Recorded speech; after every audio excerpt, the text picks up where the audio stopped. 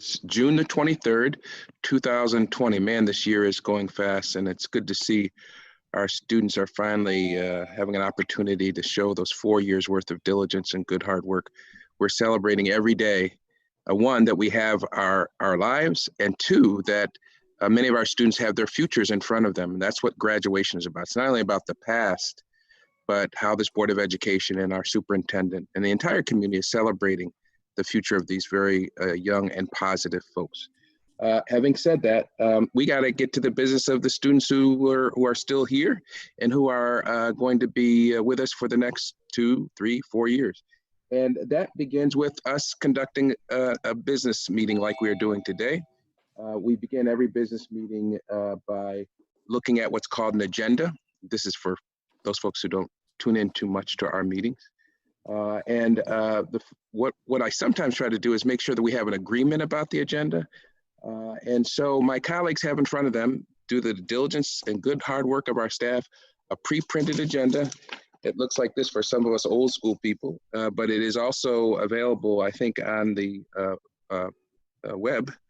It describes, I think Kalia is right up there putting it up. It describes what our agenda is and our time frame. So unless there's some objection from one of my colleagues, we're gonna assume that this is the agenda that we will go with tonight. And when I say we'll go with that, ladies and gentlemen, for everybody else, what that means is these are the topics and these are also the time frames that we will do our best.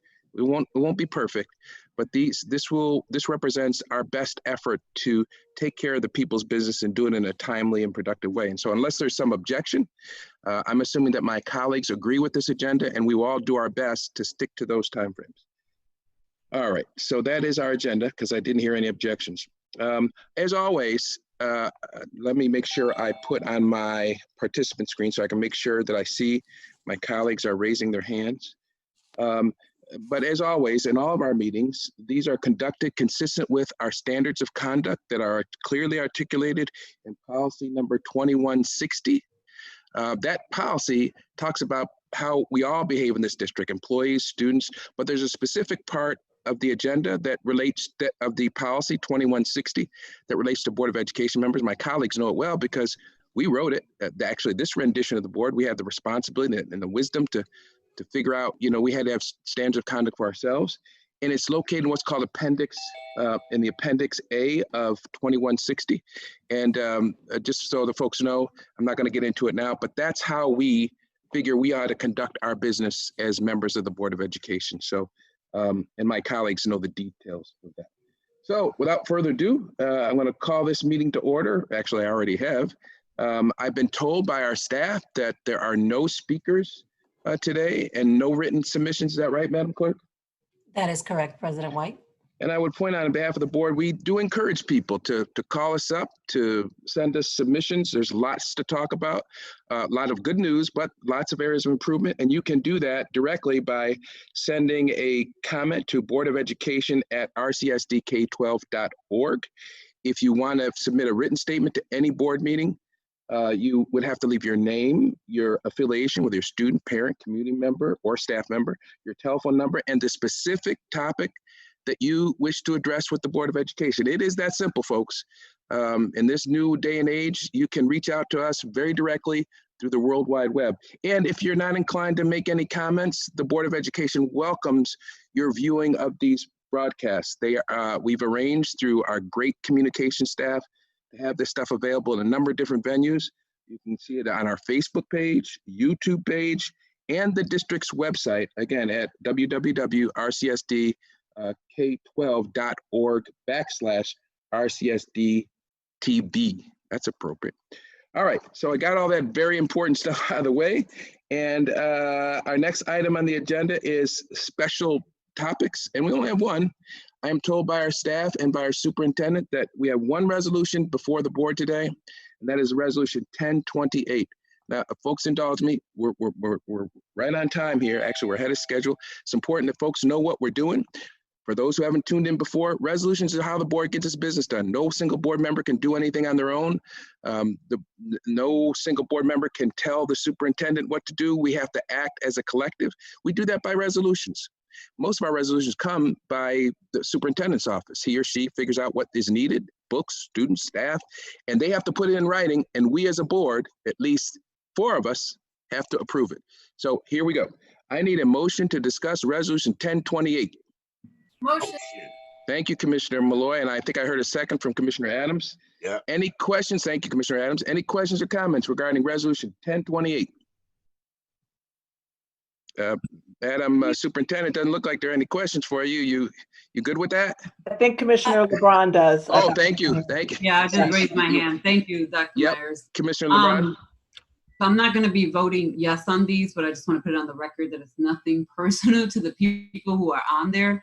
I just, the resolution came in at 2:31. I had to work today. I was out on the field by the time I got back in. I personally do not like to vote on resolutions that come in 2 hours, 3 hours before a meeting. I don't think it's fair to board members, and I don't think we get to do our due diligence when they come in a few hours notice. So I just want to put that out there. So nothing against the people that are on the resolution. I think they're all probably great individuals, but I will not be supporting the resolution for that reason tonight. Superintendent Myers, she raises a good point. It happens on occasion. Sometimes stuff happens and you can't get it. Would you care to respond to that or put it in its context? Is there anything? Because it is a fair comment. Sure, that's my response. Commissioner LeBron, fair comment. Okay, good enough, good enough. All right, so if there are no further questions or comments, I'm now looking at the screen. I don't see anybody else raising their hand. Let's take a vote. All those in favor of resolution 1028, make sure your screen is on so the world can see you. And indicate that you vote in favor of this by saying aye. Aye. Aye. Aye. Any opposition? No. I heard 2 nays. So seems that the ayes have it and that particular resolution passes. Thank you, Superintendent Myers, for responding to that, I think in a way that everybody understood. Appreciate that. Next item on the agenda, Commissioner Malloy, you have the gavel. We're going to switch over, folks, to we have several committees. One is chaired by Commissioner Malloy, and Commissioner Malloy, the gavel is President yours. White. I'm sorry, do you mean Yes, ma'am. Commissioner Adams? Commissioner I'm Adams. sorry. Right. Sorry, it's fantastic. I'm like, Yeah, I'm oh, sorry. Commissioner I was Adams. like, Thank you, Commissioner Surprise, Malloy. Commissioner Adams, I'm sorry. Go ahead. No mistaking you two. Okay, I was looking for some more paperwork. I said, what's going on here?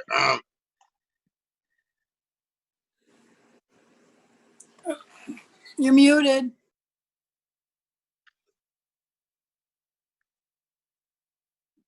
Welcome to the CIGR committee. First order of business, I'd like to call for acceptance of the minutes from the April 21st, 2020 meeting. Motion.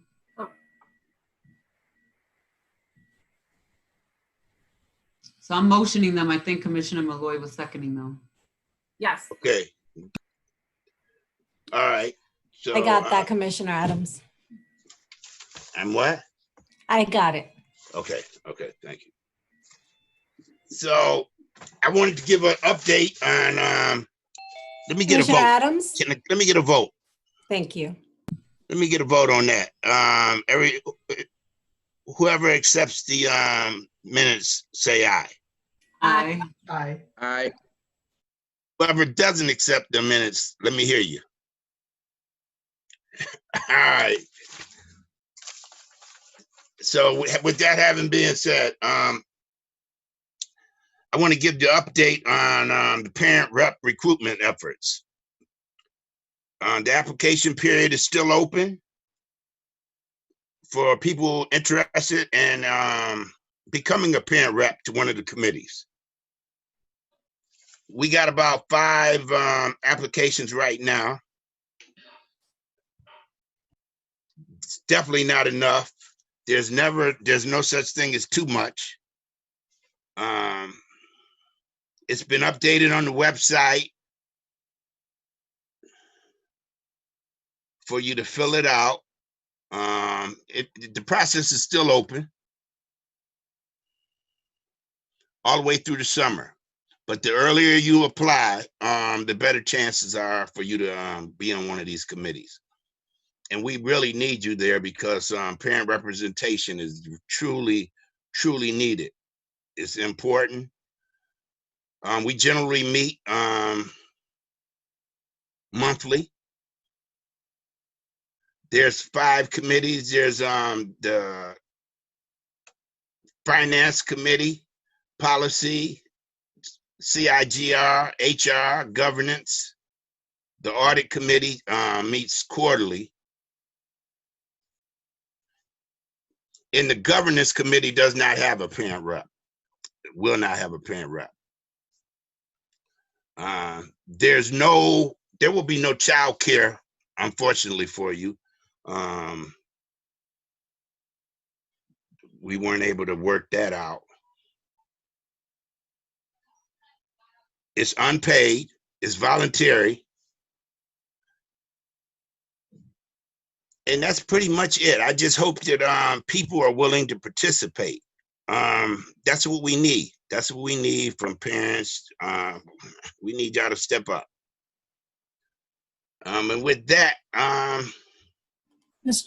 Commissioner Adams, before you move on, yeah. if I could just give a plug for the audit committee.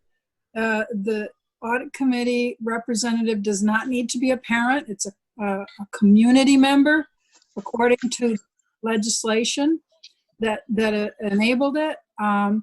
We've had the same community member for many years, and she's, I understand, would like to move on and not continue on in that role. So that position is wide open, but one does have to have some background in finance or budgeting in order to be a viable applicant for the community member role. Thanks for letting me make that pitch. Thank you for informing me.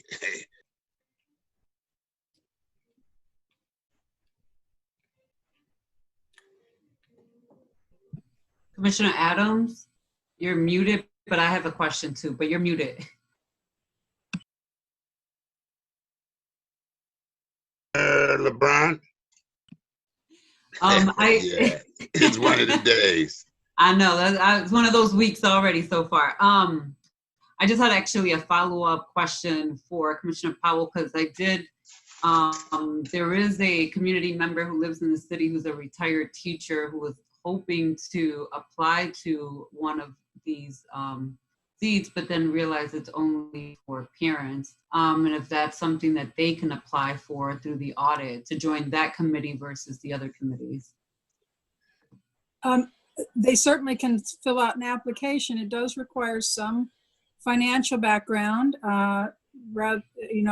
Depends on what she teaches or if there's something else in her life experience that predated teaching as to how seriously we would take the application. But by all means, you should encourage her to fill out an application. Okay, thank you, I will. So at this time, I would just like to introduce the community to Dr. Shelley Jallow and let her give you an update on how the public hearing is going to go. Dr. Jallow? Hi, good evening, everyone. Marisol, is the PowerPoint available for display?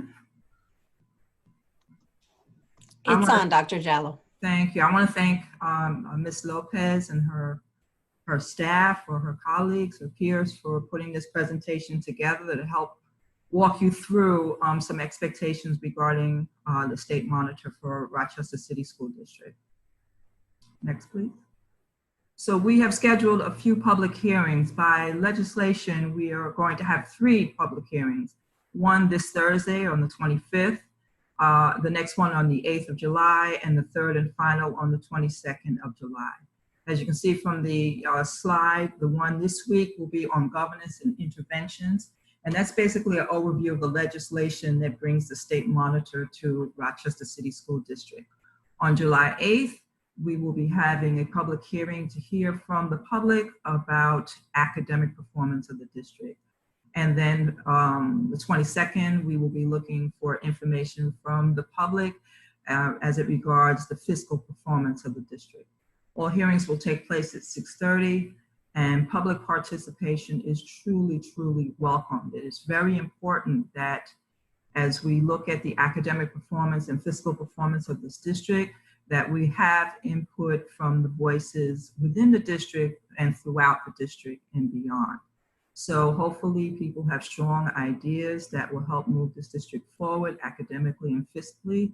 And July 8th and July 22nd is an absolute opportunity for us to hear what your thoughts are regarding those two issues. To sign up to speak at hearings, the email address is there, statemonitor@rcsdk12.org. If you can't come to the hearing to speak, there's an opportunity for you to send in a written statement regarding your thoughts on any of these public hearings. To sign up to speak, like usual, you must sign up by 12 o'clock on the day of the hearing. And the rest I think you can read in terms of how you should address your submission. Provide the same information as you would add if you were attending a regular public board meeting. Speakers will be given 3 minutes to speak using an audio connection. Persons added to the speakers list will be emailed the Zoom meeting call-in information before the meeting. This is to make sure that we fully hear from the people who really want to participate. And we want to make sure that we give multiple ways for you to communicate to us what your thoughts are in these areas. You can email your public comments and testimonies to the same email address as the previous slide, or you can send it by mail to the State Monitor for public hearing to the attention at 131 West Broad Street, Rochester, New York. We will not accept, I understand this is protocol, we will not accept anonymous comments. We want to know who's speaking so that we can make sure that you are part and parcel of our community and represent someone who's serious about helping us move forward.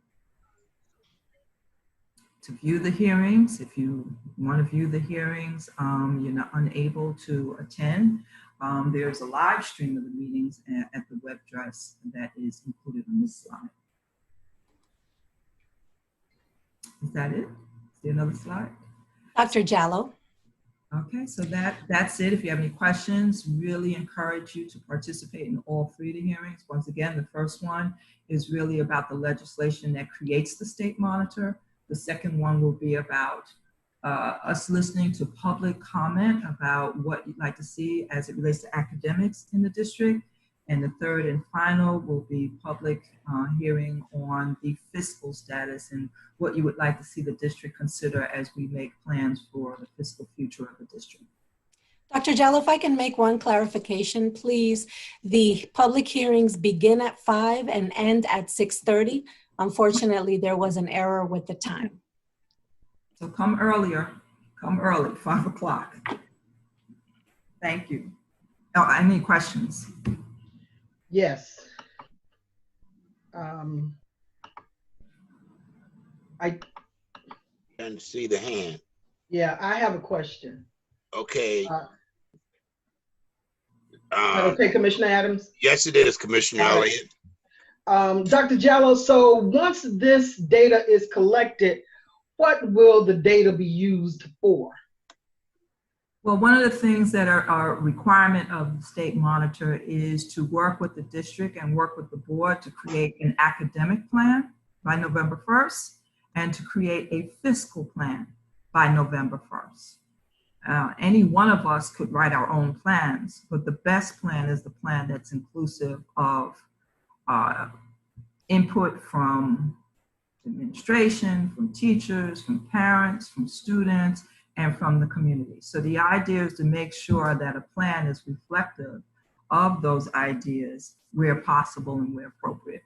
Well, that's the $40 statement right there, because we have to make sure.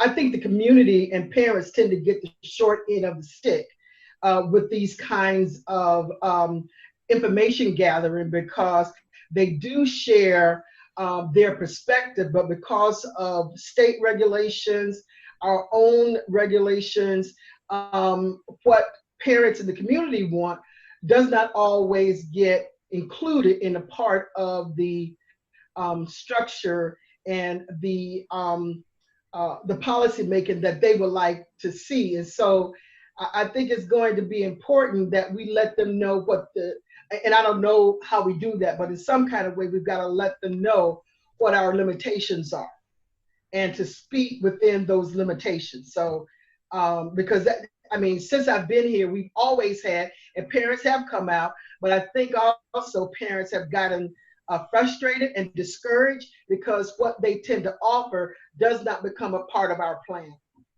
So I thank you for that, and I agree with that. I think we need to create a process to let people know what's possible and give some kind of framework as to what we can include or what we can consider, and then finally how our decisions came about in terms of what our final decisions are. So I think some follow-up and making sure that the public, I'm thinking of the fiscal plan, for instance, making sure the public understands a little bit more about budgeting or a little bit more about finance or a little bit more about what the district budget is, and then have some ideas about what's possible, what is not possible, and what was considered and what was included, and if something was excluded, why it was excluded. And so creating a process to share that in a user-friendly way, I would absolutely encourage.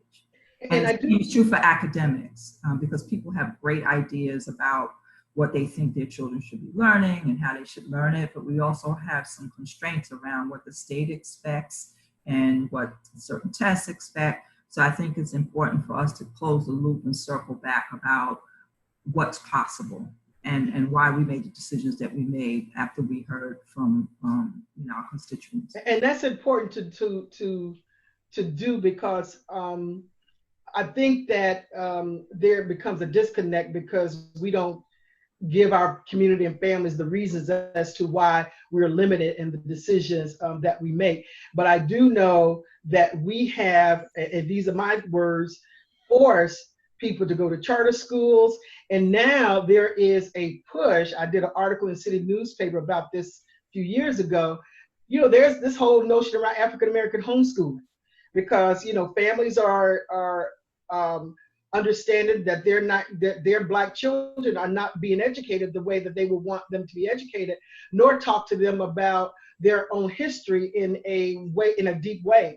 And so while the numbers are still small, those numbers are growing. I'm hearing more and more about African Americans homeschooling their children. Thank you. I think it's important, and we can have this discussion later, but I think it's very, very important to have a strategic, some goals, and so that people can see that decisions were made against some goals. If we have a goal about, college readiness, then we made decisions academically towards college readiness. We spent money this way towards college readiness. I think to just ask somebody openly, how should we spend our money is going to be a bit of a challenge. If we could somehow frame it and put some guardrails around it, I think it would be a more purposeful dialogue. But these are public hearings that are kind of like compliance requirement. There's nothing to say we can't have other public meetings before November 1st to get input or to close the loop as we discussed earlier. Thank you. Dr. Smalls? Sir? Dr. Smalls, your hand is up. It was. Marisol addressed it. I was going to say it's 5 to 6:30. Okay. So if there's no other questions, the next CIGR committee meeting will be August 25th. And that does it for this committee. Can I get a motion to adjourn the meeting? Motion. Seconded. All right. All those in favor? Aye. Aye. Aye. Fastest meeting ever. You gonna make history, You Mr. Adams. With Wow, that schedule. now, Mr. Adams. All right. It doesn't get any better than that, Mr. Adams, Commissioner Adams. We have a few other items on our agenda for the balance of this meeting, but we are making record time. I got to tell you, keeping it real, I've been waiting all day for somebody to come work on my cable, and they just came. So I'm trying not to be distracted. The guy just rang my office doorbell, but I told him, hey, you're supposed to be here between 3 and 4, but you know how their periods of time go. So Excuse me if I get distracted. I'll try not to. Just a couple of quick updates because I'm not sending out letters unless it's absolutely necessary. Madam Clerk, could you give us an update on the standards of conduct submissions? We don't have to call out names, but we only have 2 people who submitted their signed standards of conduct statements. Remember now, we all agreed to sign those statements. They're still official part of our code of conduct, but we agreed that we would sign them. Now, all you have to do is just scan it and send it. I know it's a little bit more challenging because of COVID. We can't just drop it off at central office, but you could do that. You could just leave it at the main desk. So I'd ask that you tend to that as soon as you can. I also wanted our clerk to give us Mr. Adams, your hand went up and then it went down. Commissioner Adams? You're muted. Didn't I sign one of them when I started off a few months ago? No, we did this. Remember, this happened after, I think it happened after you were already a member of the board. We discussed these things in a retreat, so I don't think anybody had a chance to sign them earlier. This is a new thing with us. Okay. Because I think you were at all the meetings where we discussed the standards of conduct, and along with the other colleagues, we came up with them. So I don't think anybody signed them when they first came on board. Like Commissioner Malloy, you didn't sign one when you came on board, did you? Yeah, they didn't even exist then. So if you need another copy sent to you, I'm sure our clerk could send it to you as well. So please do that as soon as you can. Madam Clerk, could you give us an update on Dr. Malik Muhammad? Well, we are working on the final steps for a completed contract with Dr. Muhammad for the 2020-2021 school year. On Friday, we have a Zoom call with Dr. Jallo, Dr. Muhammad, yourself, and me. And then we'll have more concrete next steps with what's going to be happening with board development. Thank you very much, Madam Clerk. And we'll give you an update on Tuesday. Is that right, Madam Clerk? That is correct. All right, perfect. Next item that I wanted to make sure we discussed is, and we've discussed it in an officers meeting, but before I do that, I see Vice President Elliott is raising her hand. Yeah, Mr. President, I want to go back to the signed agreement. So what happens if some of us do not sign those standards? What's the consequences for that of it not being signed? That's a great question. I don't think anybody's ever tested that, and I hope we don't have to. I do recall, my recollection was, I think it was your idea, I could be wrong, Vice President Elliott, that we sign off on them. It's not mandated, but I think everybody said at that retreat, oh yeah, that's a good idea. If someone doesn't sign, I have no idea what the consequences would be. I hope they all would, because my recollection is everybody thought that idea was a good idea. All right, I'll leave it at that for the time being. I won't respond anymore. All right. All right. Then the only other thing I wanted to speak about, because Vice President and the Superintendent and Dr. Jallo and I talked about this, was the action plan update. I know Dr. Myers-Smalls was going to submit an update to the Commissioner regarding our action plan. And Dr. Myers, you tell me if I'm wrong, but we've agreed that the board's piece on that, our steps that we've taken, and the district's piece, overall piece, will be combined. And I just need to have my memory refreshed. When are we going to be submitting that to the state? So from January to March will be submitted in a couple days. So that catches us up to past due. And then from March to June, we'll submit in July. And that Perfect. We're working on revising a little bit that piece. I mention that only because obviously as board members, you're going to want to be kept informed with respect to what we're sending to the state.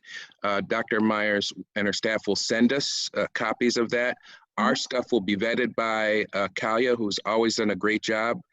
We are making regular progress. We do check up on it periodically, Vice President Elliott and I, but the updates are what really controls what's happening. So I would encourage you, once you get that in a short while from the superintendent, that you review it. And if there are any questions about delays or anything like that, we can either put it on, with the permission of Commissioner Malloy, we can put it on governance, or you can just ask the superintendent or I directly about what's going on. I don't see any questions in that regard. So the other thing that I wanted to mention, and I would open up the floor for new business, is that as you all know, the State Department of Education, the interim commissioner, approved a 3-year extension on the agreement. I would note that the EPO agreement I'm referring to, I would note that she issued a statement that she sees progress at East, upper and lower, and she put that progress in its context. She, in fact, said that that the improvement occurred after East High School was in imminent danger of closure. And she said overall that the agreement between East and the University of Rochester, or the district and the University of Rochester, is, quote, good news for the students and families of the Rochester City School District. And as I have indicated earlier on, I think the other good news is, quite frankly, we have 2 very committed, capable, collaborative leaders in Dr. Myers and Dr. Nelms, and they see the potential of working together. So I expect the news is going to even get better as the year goes along. I saw Vice President Elliott raising her hand. Yeah, I was just concerned that with the resources that East had, that we would expect the district to be able to reach those same kinds of goals. And that's not to say that I don't think that Dr. Myers-Small is a superwoman, but I recognize that East has far more resources than does, for one school, than the superintendent of the district has for 50 schools. So while I do think that East was able to do the work because of the resources that it had, I just don't want the expectation from this board to be that our superintendent for the district can have that same kind of feat, given that it doesn't have the proportionate resources that East has. So I want this board to keep that in mind. That and while I believe that Sean has great skills and they're doing a great job over there, I think that Leslie has a skill set too to be able to lead our district. And so it's I don't want it to come across that because East now has the success that we can, that can be translated over into the district as effectively as what East has done, because it doesn't have the same resources. I don't know if Dr. Myers or Dr. Nelms, I don't know if Sean is here. It might, I'm here, man. If either one of you want to comment on that. Yeah, I just, if I may, Commissioner Elliott, you're absolutely right. And I thank you for acknowledging both of those things. One, acknowledging the work, and 2, making sure that expectations are realistic. But I want to introduce a third concept, is maybe this is a good opportunity for us to change the narrative that we've been facing and fighting for the last 5 years. And that narrative is that this is a comparative and competitive partnership. And I know that didn't start with members on this board. I know it definitely didn't start with Leslie. She wasn't here 5 years ago. But from day one, when it was shared that we are in competition, it stifled progress with folks in central office. It stifled and started conversations within the community that I think were unhealthy. And I hope that the next 3 years is an opportunity to create a new narrative of partnership and sharing and information sharing and resource sharing that will support all kids. And so I hope that we can spend our energy thinking about how do we share practices across all schools. There are so many great things happening in our RCSD schools that I want to learn from and learn what they're doing so we can improve. And I believe we've done some things as well that we can also share. So I 100% agree with you, Commissioner Elliott. I think that it's unfair for anyone to be compared. It's unfair for me to be compared to Dr. Myers and her work. But what I do think is possible and strategic is to help the community change the narrative about the next 3 years. And I hope the board supports me in that. We have spent a lot of time over the last 5 years responding to false narratives and false data and misinformation. And I just think that all kids lose when we do that. And I hope that we can continue to work with one another. And I've said from day one, I've been committed to do this with every single superintendent and his or her cabinet throughout my time here. And I remain committed to that moving forward also. I see Vice President Elliott has raised her hand, then Commissioner Adams. Yeah, Mr. President. I guess what sort of, it felt like as if the processes to success that was at East is being forced on Dr. Leslie Smalls, and that's what I don't want to have happen. I'm clear that there is a partnership between the two, and I don't know how you necessarily change that kind of competitive environment that has gone on, you know, with different camps. I don't know how you necessarily change that narrative, but I just want Dr. Smalls to be able to run the district the way she feels that she needs to run it, given that she's got 50 schools and you have one. So there are going to be some different kinds of decisions that Dr. Smalls will have to make versus what you will have to make, Dr. Nims. That's all I want to make clear, that this board is understanding that you know, Dr. Smalls has to come with what she thinks is best for the district, but also I'm clear about, you know, working together with you as well. So I just wanted to make sure that that the board understood at least my position on where I think that we need to be moving. So, but it's good work, Dr. Nims. You did a great job, and we're moving the needle, and we'll just have to continue to move the needle with the district as well. So, thank you. Thank you, Commissioner. Commissioner Adams, and then I see Dr. Myers is got her hand up too. Commissioner Adams. So I just want to say that I was very critical of where I'd send my kids to. I did a lot of research on East, and I do agree that they had resources, and I surely would hope that Dr. Small would be able to get a whole lot of resources as well, because I know that she could come up with the same kind of results with some resources. And so I will be going to Albany, and I just hope some people join me to try to advocate for some resources for Dr. Small. Thank you, Commissioner Adams. Dr. Small.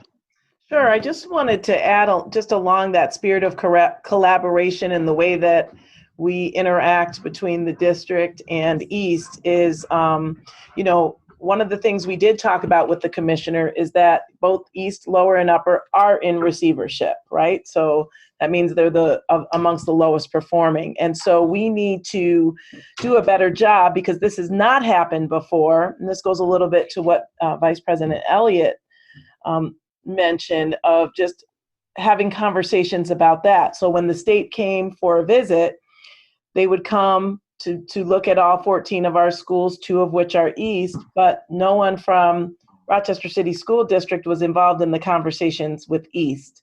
Our principals who oversee schools who are receivership schools, they meet on Fridays with central office staff, and East, Lower, and Upper were not at those meetings. So, you know, we had a conversation about that needs to change. So we're going to shift some things, and Dr. Nelms and I have had really good conversations.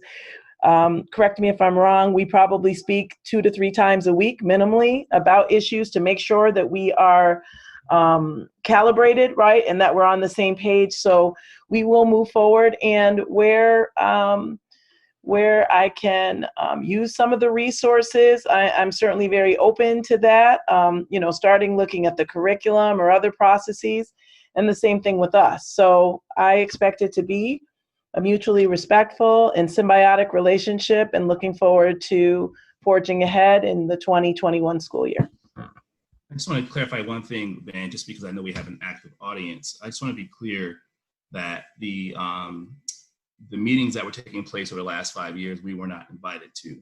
And so I know this predates Dr. Smalls, but this goes along the lack of collaboration between the organizations. So we're hoping to get to a place where we can be collaborative. I don't want that comment to be interpreted as a lack of collaboration. As you all know, those who've been in this board for 5 years, I have begged and pleaded and asked repeatedly to be partners in this work, and unfortunately, that hasn't occurred. And second, I would say, in response to receivership piece, I just want to make sure that the community also understands that receivership does not mean you're the lowest performing school in the district or in the state.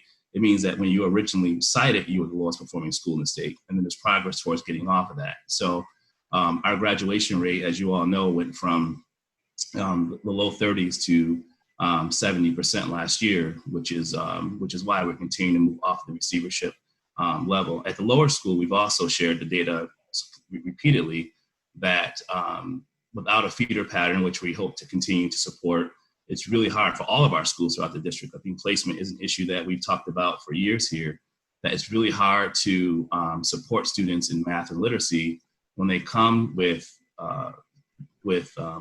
learning gaps as a result of being under-taught or being under-resourced without having a viable curriculum. So I just want to make sure that when we talk about school transformation in partnership, that it's more than just money and resources. It's also how you use those resources to address the critical needs of kids. And so what I hope to do, and I know Dr. Myers and I have committed to, is to start to share the resources so we can improve infrastructure and be systemic and purposeful about the use of those funds across the district. So I've always said, you look at East in the past, they've been through several different iterations of school turnaround, and it hasn't resulted in sustained growth. And so money has not been the only factor. I think the structure and the consistency of leadership and teachers has also been a part of that, and curriculum has also played a huge role. So as we continue to collaborate, we're going to continue to learn, again, the best things that are happening in the district. We can share some of the things that we've seen to be effective, but I do not want to give the impression that the East is a failing school because of its status. That status was determined 5 years ago. We've made adequate progress since. So thank you. Just want to make sure that's clarified to the community. We are way ahead of schedule. We're really doing good, folks, and I promise I will be very brief. In terms of what Commissioner Adams said, and I don't think it takes away from anything you just said, Dr. Nelms, because the improvement there is clearly related to how you guys have decided to utilize resources. But I do think it is fair to say that the fact you're able to hire more, when we originally made the investment, we invested $10 million more than we had in the past. So how you guys utilize the money is key, right? And so I don't think the argument should be we should not go to Albany and not ask for money. I've often said, now we have the tool. Before, we always went to Albany with our hands held up and said, give us more money, with nothing to show for it. Now, I say, among other things, including East, we have a tool in hand. You guys have fashioned a tool based on specific resources, how to educate kids, and how many adults you need to educate kids. So it is about money, but it is also about how you've chosen to use that money. And nobody else, in terms of a secondary high school, has had the kind of success that you all have had. So it isn't just about money, it's how you guys decided to utilize that money. So no one is saying, I don't think Commissioner Adams, I'm certainly not saying money is the be all and end all of this. I've heard Commissioner Adams say, and other people say, how they got things going on there at East is just remarkable. So it's how you've utilized those resources that is key. And I want to be able to go to Albany with Commissioner Adams and many others and say, you all said, stop holding your hands out and saying, just give us money. We've come to you with a tool that works. And there are other tools in Rochester too, that, by the way, cost money, that are successful models too. The other thing that I would say is the receivership issue. Dr. Jallo and I talked about a few years ago. Some of you guys were on the board at the time with one of our prior superintendents. I talked about a striking distance report. What schools are on the receivership list that are within striking distance, this close from coming off the list if we pushed them, provided some extra resources? What schools are that close? East is one of those schools. As Dr. Nelms indicated, that school was our worst performing secondary high school. We put some resource in it. We put some committed, organized people behind it. And it's this close to coming off the receivership list. And I think Dr. Myers and Dr. Nelms, based on Dr. Jallo and I's conversation, which was what we did few years ago, we need to identify those schools that are within striking distance and do what we can to get them off that list, because the 7 schools, that's what Dr. Jallo said, they've got 7 schools. And we know East is gonna come off, certainly the upper, right? When this community starts getting that kind of good news, that's the kind of stuff that fuels hope. So I'm done. All right, I'm looking at the list. I see Commissioner Adams raising his hand. Old hand. He said old hand. That's old hand. Old hand. Old hand. All right, we're set. The next item in the agenda in the President White, Yes, ma'am. you have a few hands Commissioner up. LeBron, I just saw she raised her hand as the guy from Spectrum just left. Commissioner I LeBron. know, I apologize, but I just want to clarify that you keep saying that this is a tool, but it was supposed to be a model that could be replicated in this district. So I want to put that on the record too, that is 2 separate things that you're mentioning. And I'm sorry, my grandson's in the background making noise, so I'm trying to speak over him, but I just want to put that out there. And so we'll see what happens. I do want to, as a board member, request that we have an understanding of what the 3-year transition plan back for East to be transitioned back into the school district will look like, and that we should not be waiting until the last year or even the second year that these conversations start happening now, so that as a board and as a community and parents and students at East have an understanding of what that transition back under one superintendent, Dr. Myers, will look like and what that means moving forward. Excellent point. And it reminded me of something that I wanted to include in my quick presence report. Dr. Myers and Dr. Nelms will tell you, a day ago, I sent them an email. And in that email, pursuant to paragraph C of our bylaws, I said, I need you all to provide to the Board of Education a report about where we are going to be. How you guys going to work together collaboratively on key points. Like we got a resolution that is, 2 years old that hasn't been acted on, that feeding tube that we talked about going from one elementary schools. And even the commissioner mentioned that. What's the feeder pattern? So I have asked our 2 superintendents to provide a report that I'm giving them about a month to describe where we are, where do we go from here, as Dr. King would say, so that we have a clear vision of what the next steps are. And you are absolutely right. It's clear, while the state could add another 2 years on to the plan, it's clear eventually this school, East High School, will be transitioned back into the district. And that can't happen unless, you've heard me say it plenty of times, Commissioner LeBron, so no argument from me. This school was established as an incubator of success. We were supposed to be replicating best practices. So the things that I said to them in the email on July 23rd, I think we have a meeting that day, they're to report to the board about, okay, the state has approved it, what's next? So we look forward to that joint presentation about what we see between East and the future between East and the district on July 23rd. All right, listen, it is 6:21 and we are still rolling. At this particular point, unless there's some additional new business, I'll pause to see if there's any new business. I guess not. I then need a motion to go into executive session for the purpose of having a discussion about specific personnel and also to get some legal advice from our general counsel. Is there a motion? Motion. Thank you, Commissioner LeBron. I think I heard Commissioner Adams second that.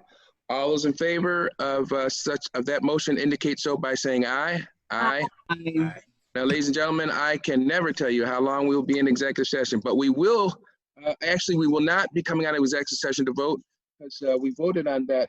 Did we vote on 1028? No, we didn't. Yes, we did. We did. Okay, thank you. So we won't be coming out of executive session to the public forum. I wish you all, on behalf of the board, the safest evening, and we hope and pray that you and your summers continue to go well. Good night, everybody.